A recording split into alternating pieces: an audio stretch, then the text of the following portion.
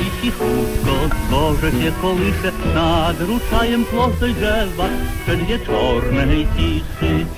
Basia rzewną pioskę śpiewa, śpiewa sobie, nikt jej nie usłyszy. Nad ruczajem szumią drzewa w przedwieczornej wiejskiej ciszy.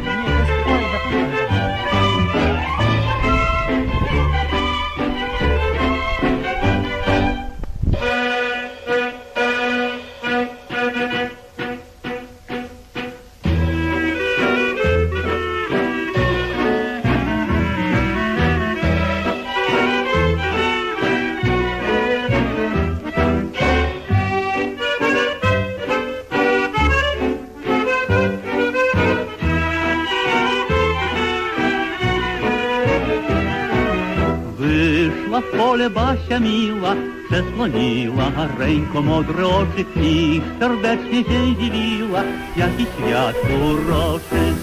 Kraśną chustkę włóż na głowę, nóżki obój, pantofelki nowe.